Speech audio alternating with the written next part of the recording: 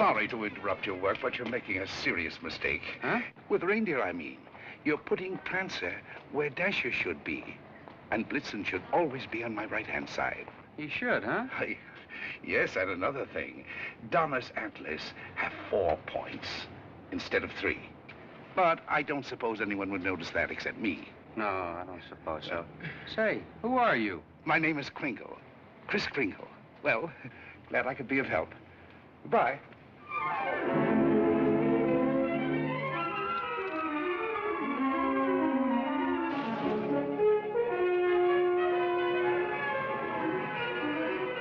see, it's all in your wrists, like throwing a ball. Now watch. See? Mrs. Walker, that new Santa Claus you hired is wonderful. Where'd you find him? We answered the ad along with 100 others. He is good, isn't he? Well, the parade's ready to start. You coming? I'm going home and getting a hot tub. I may just stay there until next Thanksgiving. But you've worked so hard on the parade. If I want to, I can see it from the roof of my apartment. Bye.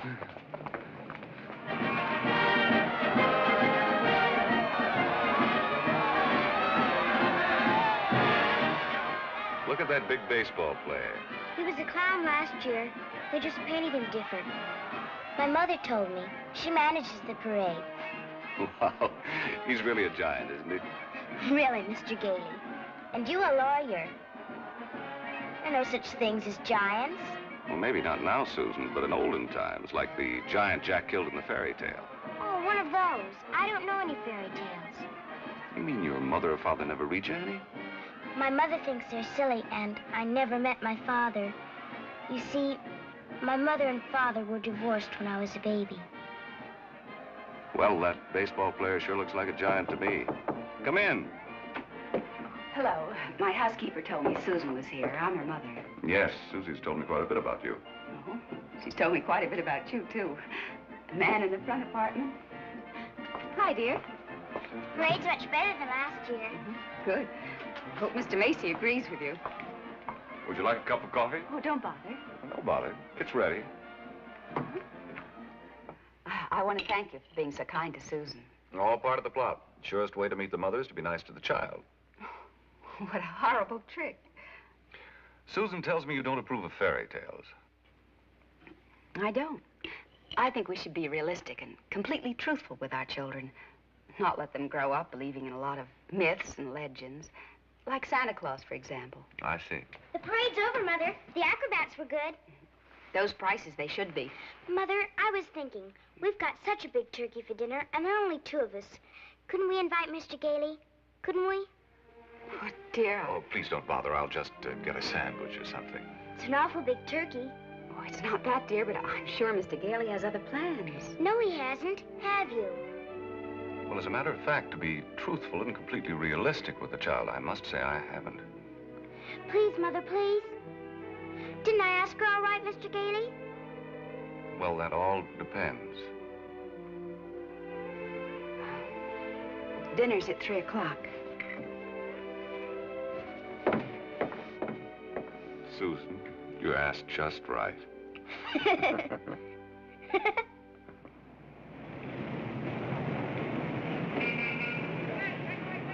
Before those screaming brats arrive, I want to give you a few pointers on how to be a good Santa Claus. Go ahead. Now, here's a list of toys we have to push. You know, things we've overstocked. You'll find that a great many children are undecided as to what they want for Christmas. When this occurs, you immediately suggest one of these items. You understand?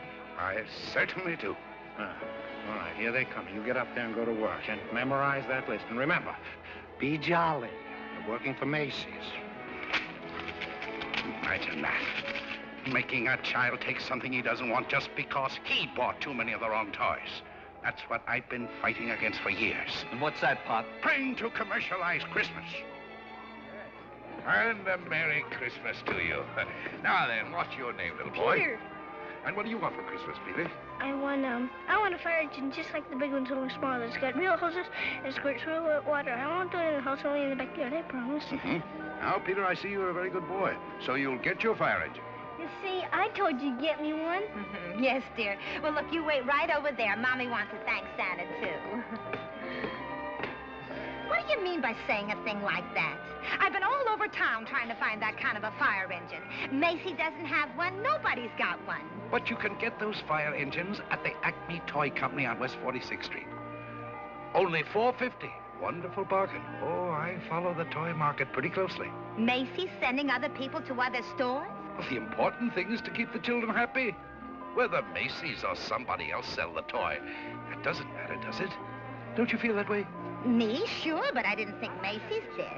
I don't get it. I just don't get it.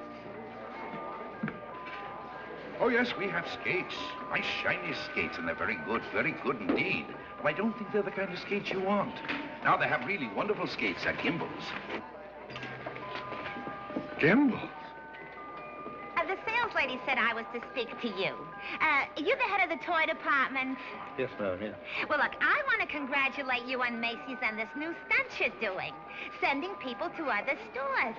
To think that a big store like this puts the spirit of Christmas before the commercial. I haven't done much shopping here before, but from now on, I'm a regular Macy customer. Gimbel's? And when you come to see me at Macy's, I shall tell you all about the wonderful toys. This seems awful silly, Mr. Gailey. Well, maybe you'll feel differently after you've talked to Santa Claus. Goodbye, and Merry Christmas. Now, what's your name, little girl? Susan Walker, what's your name? Mine, Kris Kringle. I'm Santa Claus. You don't believe that, do you? You see, my mother is Mrs. Walker, the lady who hired you. But I must say, you're the best-looking one I've ever seen. Thank you. Your whiskers don't have those things that go over your ears. That's because they're real, just like I'm really Santa Claus. Go on, pull them. Go on, go ahead, pull.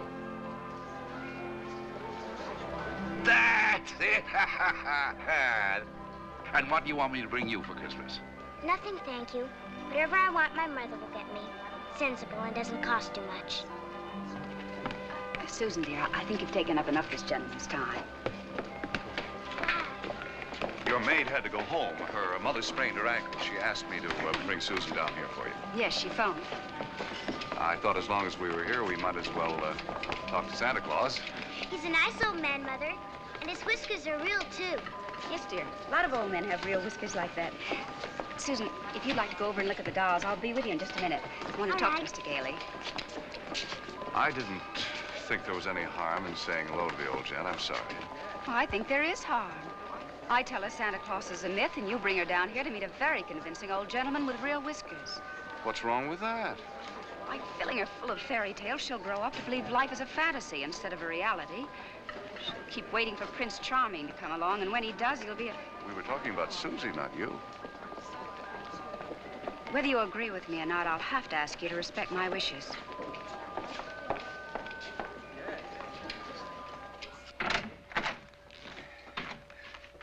You sent for me. Yes, sit down, won't you? This is a lovely little girl you have here. Thank you. Susan's the reason I asked you to drop down. She's a little confused. Would you tell her that you're not really Santa Claus? That there's actually no such person? I'm sorry to disagree with you, Mrs. Walker, but not only is there such a person, but here I am to prove it. Oh, no, you don't understand. I want you to tell her the truth. What is your name? Kris Kringle. I'll bet you're in the first grade. Second. No, I mean your real name. It is my real name. Second grade. Good gracious. It's a progressive school. Oh, progressive school. Well, where did you get such a lovely outfit? Macy's. We get 10% off. Susan, would you go in and talk to Mrs. Adams for a minute? All right. Goodbye, young lady. Hope I see you again soon. I hope so, too. Bye. Kris Kringle. Address, Brooks Memorial Home for the Aged. If you care to call them and ask for Dr. Pierce, he'll be happy to confirm it. Age as old as my tongue and a little bit older than my teeth. Now, really? Well, that's the truth. Next of kin, Donna, Blitzen, Prancer. And Dancer.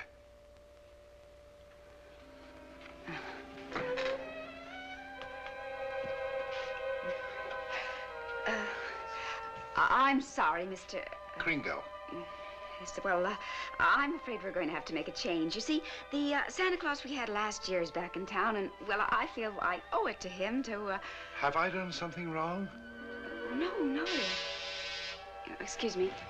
Yes? Mr. Macy wants to see you immediately, Mrs. Walker. Oh, yes, right away. You'll have to excuse me. Miss Adams will give you your voucher on the way out, and you'll receive a full week's salary.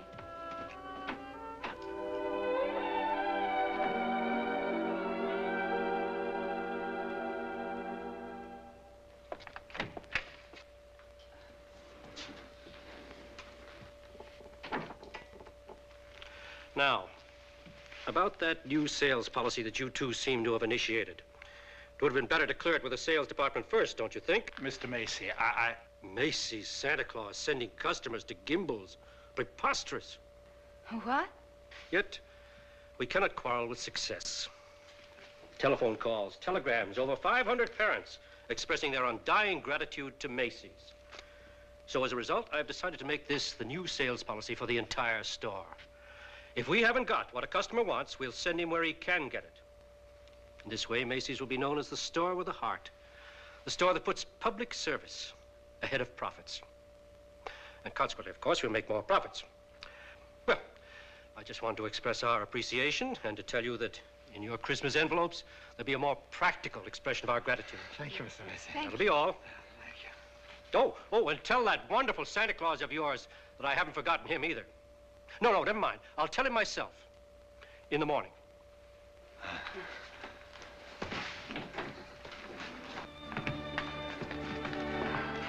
Imagine, a bonus. I fired him. Who? Santa Claus? No. He's crazy. He thinks he is Santa Claus. Well, I don't care if he thinks he's the Easter Bunny. You better get him back. Oh, it's too great a risk. He might have a fit or something. I tell you, the man's insane. Maybe just a little bit insane. Mr. Sawyer. What? We'll get Sawyer to examine him. He's a psychologist. That's what he's being paid for, to examine the employees. Can't get him back. He's already gone. Well, then you better scoot out from him and get him, because if you don't, we're going to have a very unmerry Christmas. Oh, Mr. Kringle! Mr. Kringle! I'm afraid I acted rather hastily and perhaps unfairly. This other Santa Claus, well, Mr. Macy has found something else for him to do, and, well, we want you to stay on. Well, this is mighty good news. You see, Mrs. Walter, for 50 years or so, I've been more and more worried about Christmas. Christmas is not just a day, it's a frame of mind, and that's what they've been changing. Well, I'm glad you're taking me back. Maybe I can do something about it. And I'm glad I met you and your daughter. You're my test case. We are? Yes, in a way, you're the whole thing in miniature. And if I win you over, well, there's still hope. If not, I guess I'm through. But I'll try, and I'm warning you, I don't give up easily. Oh, well, Mr. Kringle, first thing in the morning, would you report to Mr. Sawyer's office for a little examination? Mental examination? Well, partly, yes. Oh, I don't mind. I've taken dozens. Haven't failed one yet. Yeah. How many days in the week? 7. How many fingers do you see? 4. Muscular coordination? Perfect. Who was vice president under James Monroe? Daniel D. Tompkins. I'll bet your Mr. Sawyer doesn't know that one.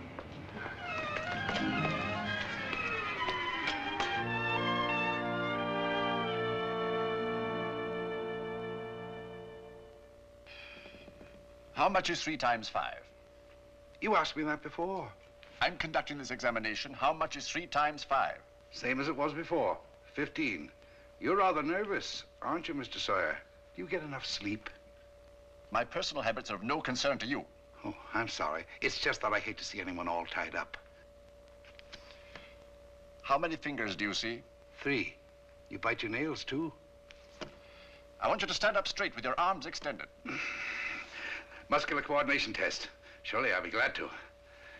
You know, very often nervous habits like yours is caused by insecurity. Are you happy at home, Mr. Sawyer?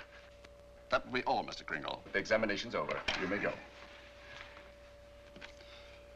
And it may interest you to know that I've been a happily married man for 26 years. Oh, I'm delighted to hear it. Bye. Your wife, Mr. Sawyer? What else? Agnes, how many times have I told you not to bother with the office? No, I give you a perfectly liberal allowance. If that fat, stupid brother of yours would get a job, you wouldn't have to be pestering me all the time. Not a penny. How long have you known him, Dr. Pierce? Well, he wandered into the home about 8 months ago. Looked the place over and said, well, it'll do. Just stayed on. Has he ever told you his real name? He said he was Kris Kringle. We never pressed him further. Mrs. Walker, after giving that man a comprehensive examination, it's my considered opinion he should be dismissed immediately. Dr. Pierce, Mr. Sawyer. Excuse me, didn't Kris answer the questions correctly? Well, yes, he did, but there was a complete lack of concentration. There's no doubt about it, he should be placed in a mental institution. And wait a minute. People are institutionalized to prevent them from hurting themselves or other people. His is a delusion for good. He only wants to be friendly, helpful. Mrs. Walker, naturally, I cannot discharge this man. So when he begins to exhibit his latent maniacal tendencies, which I assure you he will, the responsibility will be entirely yours. Oh, Dr. Pierce, if there's the slightest possibility of trouble, Now, what trouble could Kris possibly get into? No?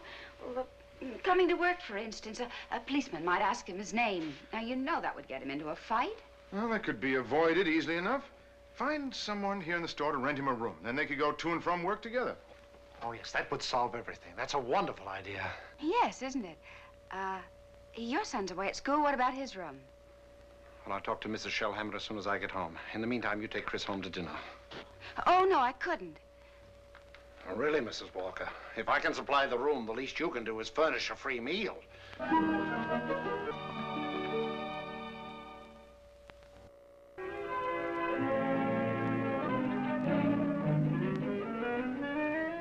What sort of games do you play, Susan?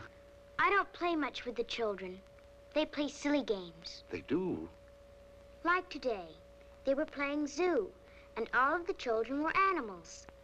Homer was supposed to be the zookeeper. He said, "What kind of an animal are you?" I said, "I'm not an animal. I'm a girl." He said, "Only animals allowed here. Bye." Oh, that's too bad. Sounds like a wonderful game to me. Of course, to play it right, you've got to have imagination. Do you know what imagination is? That's when you see something and it's really not there. Well, yes, but I believe imagination is a place by itself. Yeah, you know, like, well, you know the British nation and the French nation. Well, this is imagination.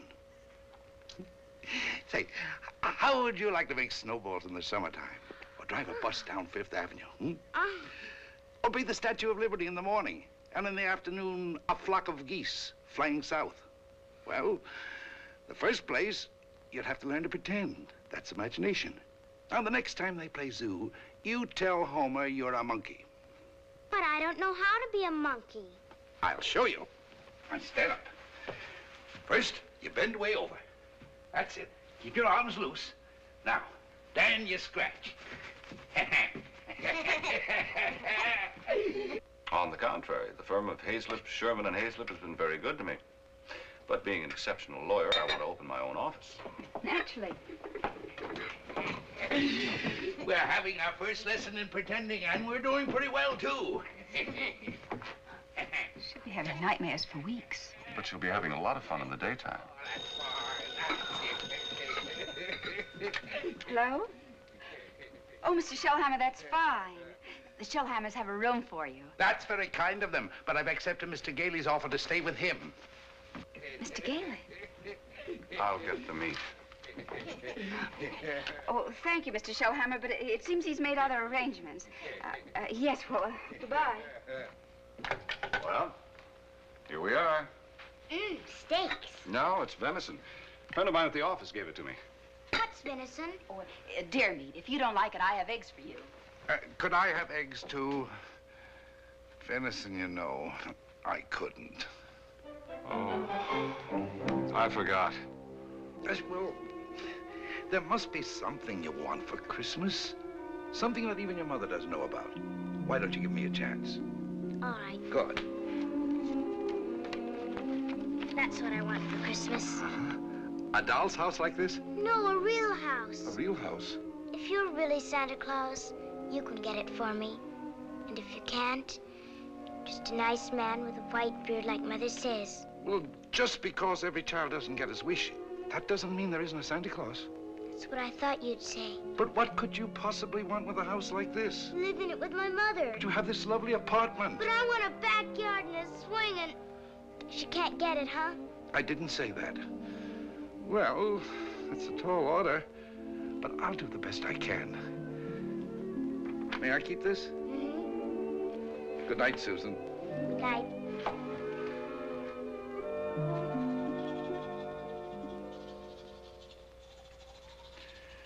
Do you like living in the city? Well, it's all right. I'd kind of like to get out in the country sometime, though. Not a big place, just one of those junior partner deals in Manhattan. I know the kind you mean. One of those colonial houses. Or Cape Cod. I've been thinking about Mrs. Walker. You know, like a lot of divorced women, she's determined that no one will ever hurt her again. With a little more effort on your part, she might be made to crawl out of a shell. You know, those two are a couple of lost souls. It's up to us to help them. I'll take care of Susie if you'll take care of her mother. It's a deal. Good. You ready? Oh, no, you don't. I'm not going to be cheated that way. All my life I've wondered, and now I'm going to find out. I'm going to learn the answer to the question that's troubled the world for centuries. Does Santa Claus sleep with his whiskers inside or out? Always sleep with them out. Cold air makes them grow.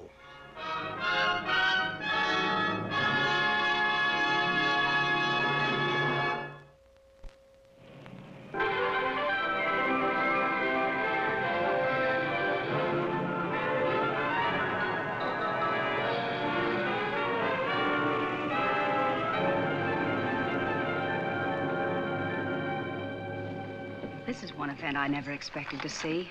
Two can play at this game, Mr. Macy.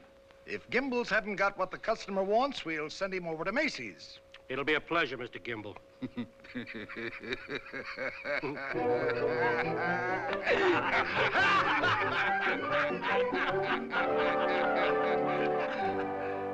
there they sat, adult but children still, children at heart. It was summer, warm, glorious summer. The end. Did you like that story, Susan? Mr. Kringle, do you think I'm going to get my house for Christmas? Well, I can't promise, but we mustn't give up hope. Good night, Susan.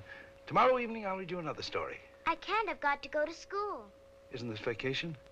Yes, but this is what they call a required function. Required function?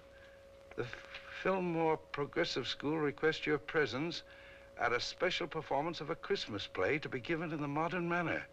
What does that mean? A Christmas play without Santa Claus. Well, a Christmas play without a Santa Claus? The performance will be followed by a short address. Subject, exploding the myth of Santa Claus. The guest speaker will be Mr. Albert Sawyer.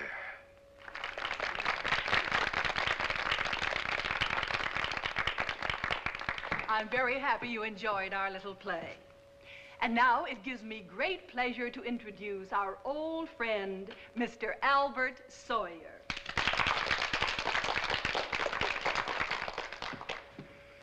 Parents and young people, it's thrilling indeed to see so many happy, smiling faces. I know you're all looking forward to a joyous Christmas. But as those of you in this intelligent group know, this is going to be a Christmas without Santa Claus. Such a person as Santa Claus or St. Nicholas or Kris Kringle does not exist. Never has existed and never will exist. This silly old man in his red suit represents the wishful dreaming of all people. He's the all-giver, the generous father. Mature adults who keep this myth alive are clinging to childish fantasies and show themselves afraid to face realities. People who play Santa have a strong feeling of guilt. I see nothing to laugh at. Far from being amusing, this myth... Far from being amusing, Far from being amusing, this myth is actually harmful. Only stupid old men prancing around in white whiskers keep this ridiculous myth alive. Now he's gone too far.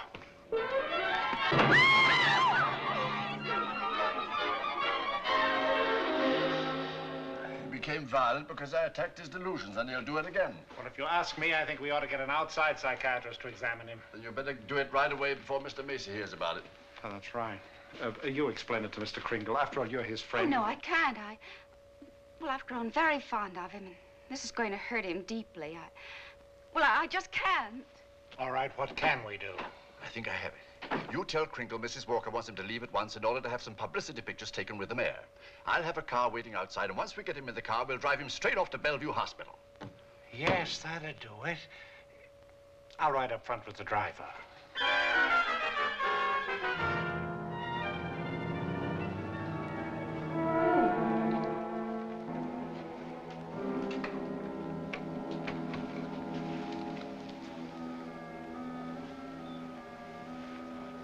Hello, Kris. Hello, Fred. You flunked that psychiatrist examination deliberately, didn't you? Why? I had great hopes, Fred. I had a feeling that Mrs. Walker was beginning to believe in me.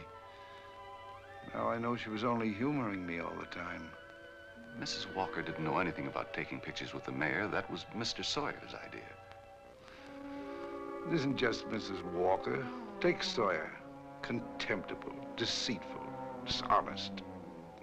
But he's out there, and I'm here. If that's normal, I don't want it. But you can't just think of yourself.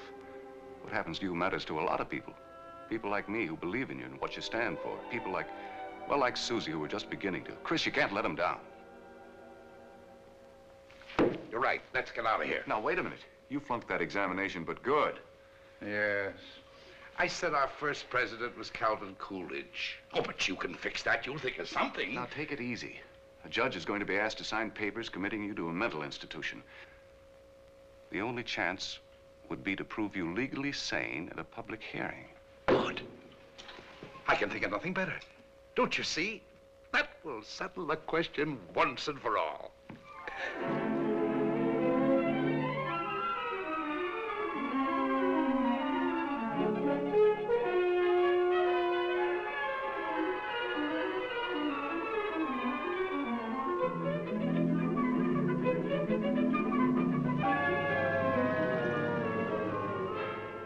You solemnly swear the evidence you are about to give at this hearing is the truth, the whole truth, and nothing but the truth?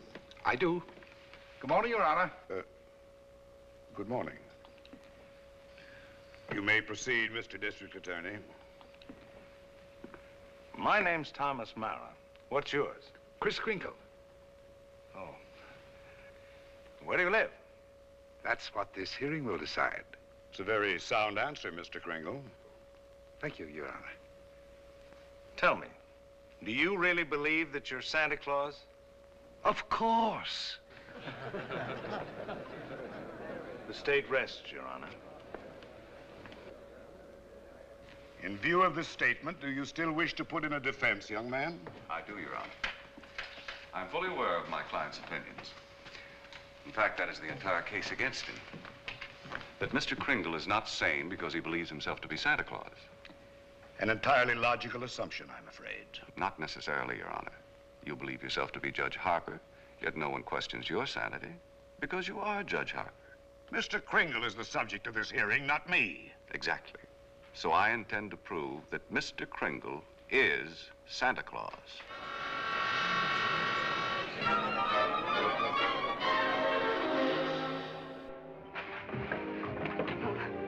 What does Mr. Hayslip, Sherman, and Hayslip say about the trial? That I was jeopardizing the dignity of the firm, that I either dropped the case or they dropped me. So, leaving me no choice, I quit. Oh, Fred, you didn't. Well, I can't let Kris down. He needs me, and all the rest of us need him. Darling, he's a kind, wonderful old man, but...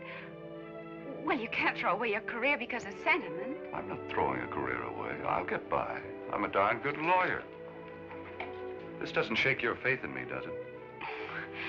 This is a question of common sense, not faith. Faith is believing in things when common sense tells you not to. I wish you could let yourself believe in people like Kris, and in fun, and love, and joy, and all the other intangibles. Can't pay the rent with intangibles. And you can't live without them. Why don't you try a little blind faith, darling? String along with me. I think I'd better right to ask that. I think I have the right to ask you to be a little bit more practical and realistic. Yeah, I suppose you have. It's all cockeyed. Here we are, as close as two people can possibly be, and yet there's a loneliness about it. I've tried my best. I know you have, darling, and so have I. But we're going to need a lot more than each other's arms. And somehow I just don't think we've got it.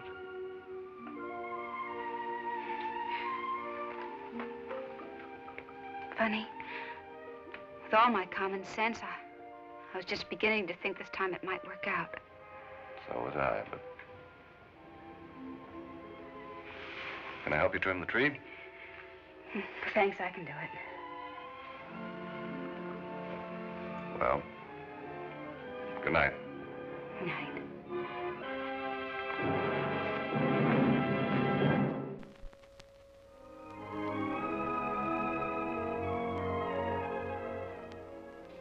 Your name, sir?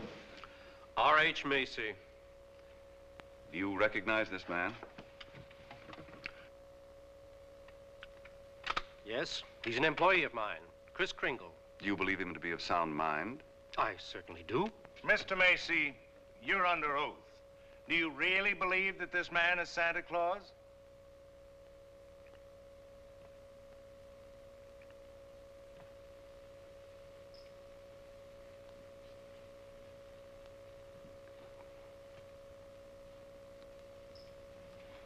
Do you? I do. That is all.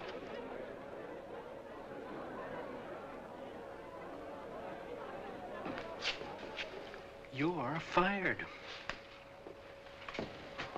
Your Honor, there is no such person as Santa Claus, and everybody knows it. I ask that the court make an immediate ruling. Is there or is there not a Santa Claus?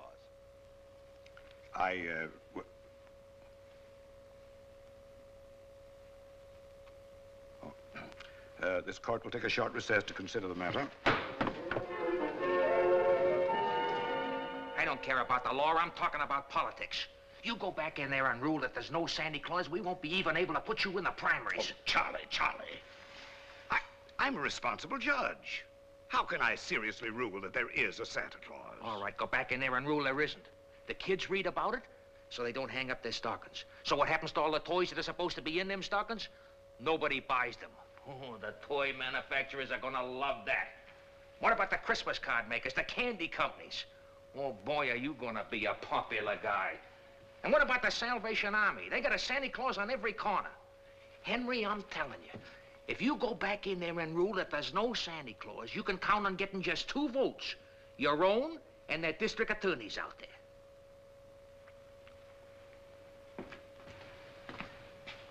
One. District Attorney's Republican. The court will rise.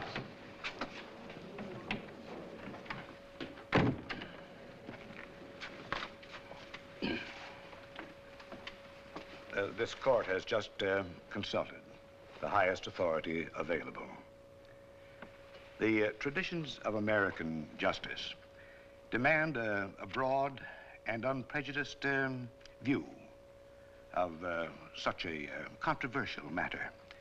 And therefore, this court is determined to keep an open mind and hear the evidence from either side. But can my opponent produce any evidence in support of this contention? Your Honor, I can. Will Thomas Mara take the stand? Who, me? Thomas Mara, Jr. Thomas Mara. Hi, Daddy.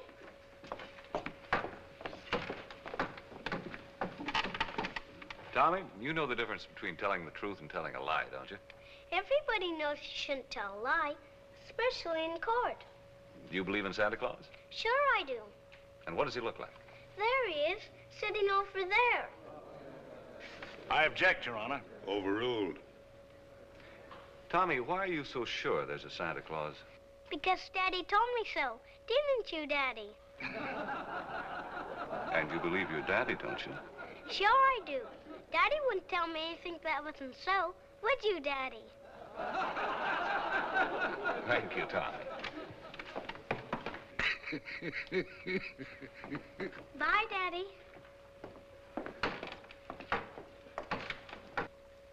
The state of New York is willing to concede the existence of a Santa Claus.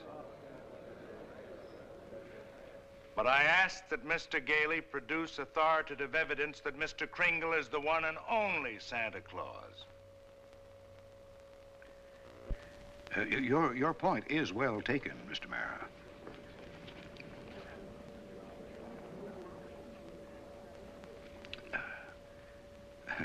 Mr. Gailey, are you ready to show that Mr. Kringle is Santa Claus? On the basis of competent authority? Not at this time, Your Honor. I ask for an adjournment until this time tomorrow. This court stands adjourned till 3 o'clock tomorrow afternoon. Beth's all ready. What are you doing? Writing to Mr. Kringle to tell him I believe in everything he told me. Everything will turn out fine. Oh, that's nice. He'll like that. Where shall I send it? Why don't you send it to the county courthouse? Okay.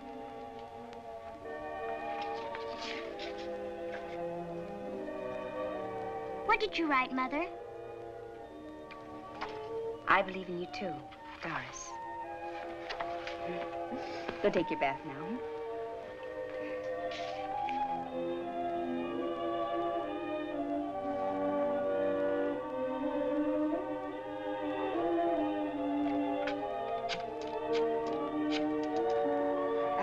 Could you give me the number of the main post office, please? Hello, dead letter office. Are you kidding? We got maybe a couple of 100,000. Yes, ma'am, we sure would. Hey, lady, that's not a bad idea. Thank you.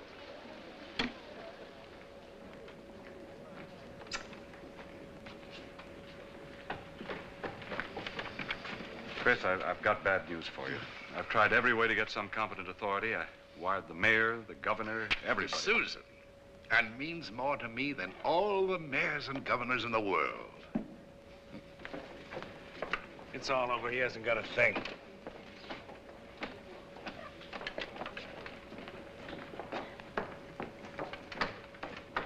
Your Honor, the defense has yet to produce one bit of authoritative proof that this man is really Santa Claus. And in view of the fact that it is Christmas Eve and we're all anxious to get to our homes, I ask that these commitment papers be signed without further delay. Mr. Gailey, have you anything further to offer?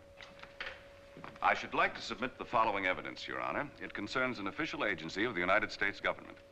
The Post Office Department, one of the world's largest business concerns, did a gross business last year of $1,112,877,174. Your Honor, I'm sure they're all deeply gratified to know that the Post Office Department is doing nicely, but it hardly has any bearing on this case. Furthermore, the U.S. postal laws make it a criminal offense to willfully misdirect mail or intentionally deliver it to the wrong party. Yeah, Your Honor, I'm sure that the state of New York is willing to admit that the Post Office Department is authoritative, prosperous, and efficient. For the record? For the record. Anything to get on with this case. Then, Your Honor, I offer these letters in evidence. They're simply addressed to Santa Claus, yet they were each delivered to Mr. Kringle by bona fide employees of the Post Office Department. I offer these as authoritative proof. Your Honor, 3 letters are hardly authoritative proof. I have further exhibits, Your Honor, but I hesitate to produce them. Oh, I'm sure we'd all be glad to see them. Oh, yes, indeed. Put them on my desk. On your desk? Yes, yes. Very well, Your Honor.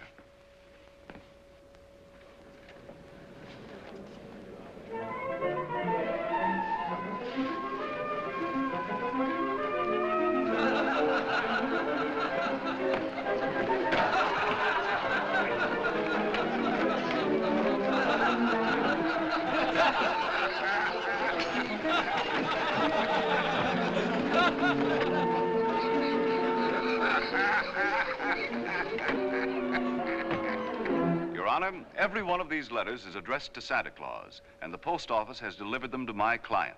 Therefore, the United States government recognizes this man, Kris Kringle, as Santa Claus. If the United States of America believes this man is Santa Claus, then this court will not dispute it. Case dismissed. Thanks, Your Honor, and a Merry Christmas to you. And a Merry Christmas to you, Mr. Kringle. Oh, I got your note. It made me very happy. Oh, I'm glad. Kris, won't you come to dinner tonight? I know. I'm working tonight. You see, it's Christmas Eve. Merry Christmas!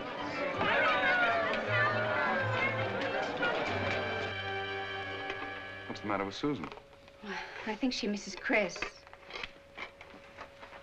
Don't worry, young lady. Kris is bound to come. Didn't get my present, Uncle Fred. Why, darling, you got a lot of presents. Not the one I wanted. Not the one Mr. Kringle was going to get for me. What was that? Doesn't matter. I didn't get it. I knew it wouldn't be here, but I'd get a letter or something about it. Hello? Hello, Susan. Merry Christmas. Well, it wasn't really a promise. I said I'd do my best. You couldn't get it because you're not Santa Claus, that's why. You're just a nice man with white whiskers like my mother says. And I shouldn't have believed you. Susan. Merry Christmas, Kris. I'm sorry Susan is disappointed in me. Oh, she'll be all right. Here's Fred. Merry Christmas. Where are you? Out at the home. Fred, we're giving a little party this afternoon. Will you bring Mrs. Walker and Susan out to help us celebrate? Of course I will. Now, you turn off the parkway at Seymour. Drive 3 blocks, then turn onto Ashley Drive. You'll see it on the right. Got it. Bye. Susan, I was wrong when I told you not to believe in Mr. Kringle. You must have faith in him. But he didn't get me that. That doesn't make sense, Mother. Faith is believing in things even when common sense tells you not to. I mean, even though things don't work out the way you want them to the first time, you still gotta believe in people. I'll try.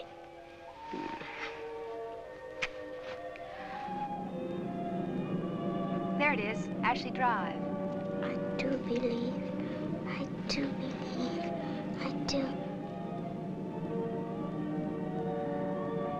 Stop, Uncle Fred, stop! Susan!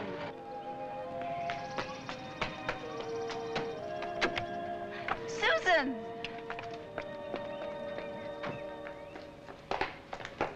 Susan? You shouldn't be running around in other people's houses. But this is my house, Mommy. The one I asked Mr. Kringle Now, for. Susan, darling. It is. I know it is. Oh, you're right, Mommy. If things don't turn out right the first time, you still got to believe. Mr. Kringle is Santa Claus. He is. I'm going to see my swings. You told her that?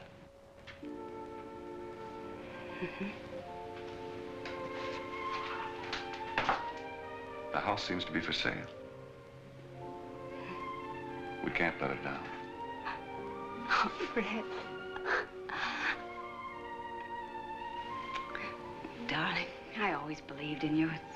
It's just my ridiculous common sense. Well, it even makes sense to believe in me now. I take a little old man and legally prove that he's Santa Claus. Now, you know.